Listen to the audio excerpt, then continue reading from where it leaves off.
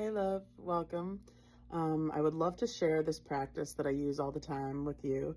I've used it with my mentor, Hannah, my coach, Sophie, and it's so beneficial to have if you're moving through really uncomfortable feelings like guilt or shame, or especially fear when you're wanting to step out of your comfort zone and you're allowing the thoughts to take over. This can really help you. So join me. So first, I create this space for the scared version of me, whatever I'm feeling at the time, to have center stage and to express whatever the fears that are coming up.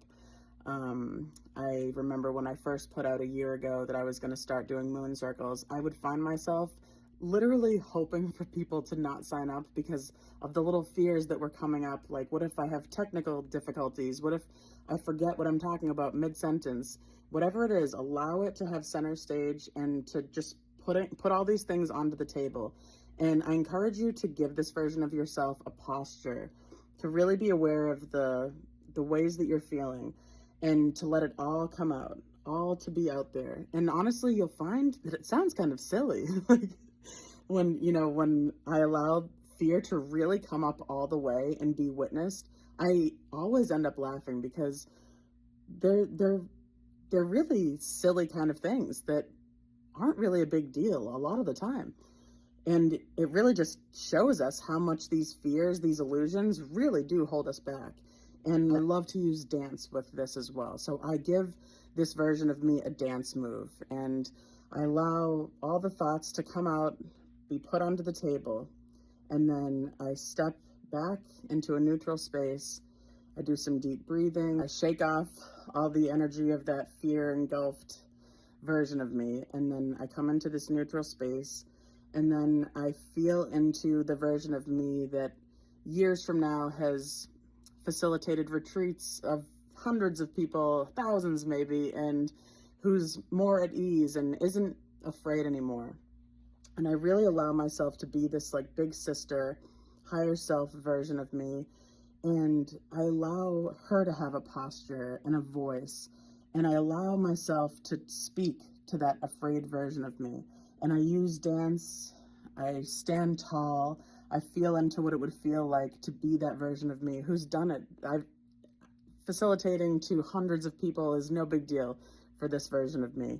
And I allow her to speak and to invite the fear version of me to step forward. And I talk to her like she's my little sister. And guys, doing this has helped me so much in not only reminding myself that if I'm not creating spaces of acceptance for myself, I won't be able to hold space of acceptance for my goddaughter, for the youth around me, for my friends. And I get to really see how the elders in my family system, because they had never created acceptance and self-respect, self-trust for themselves, I can see why that was never going to be possible for them to hold that space for me. And so in being this big sister version of myself, this embodied version of myself, I get to not only create a different pattern in my family line, but I also create a space where I'm able to receive it.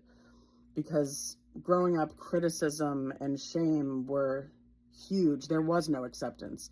And so I have a hard time receiving acceptance and love from externally.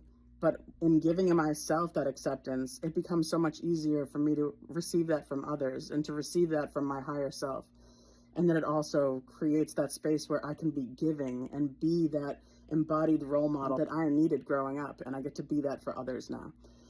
So I just so encourage you to try this practice where you allow your afraid self to have the floor and to speak all the fears that are coming up, to feel the shortness in your breath, the hunched over posture that you might carry, and then to come out of that and allow yourself to go into this really confident, she stands tall, or he, for you gentlemen, this version of yourself that has already done it. They've done the scared thing that you're so afraid to dip your toes into. They've already done it. They've been doing it. And to feel how good that feels, to walk around your home in that energy of, I got this. I can rely on myself. And when you're in that space, and you hear about these fears, allow them to be funny.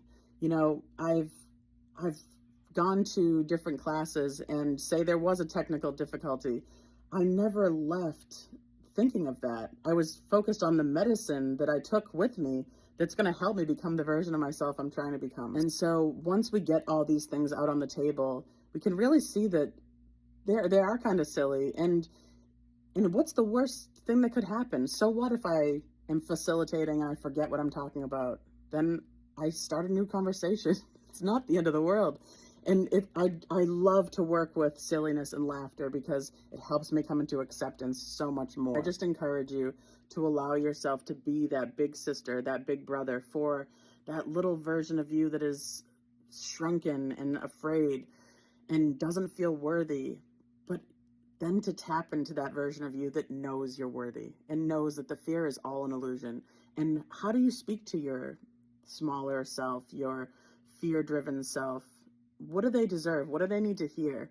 And then to really give that to that version of you, and then to go into that smaller version of you and allow yourself to receive. And I love to then dance with both of these characters, and you could really feel the difference in energy. It doesn't mean you have to be a younger version of you, wait several years to change, and then come into this more embodied version. We can step into that at any time. And it really does reveal that to you. It's so clear when we practice this. Yeah, I just really encourage you guys to give it a try. Love you.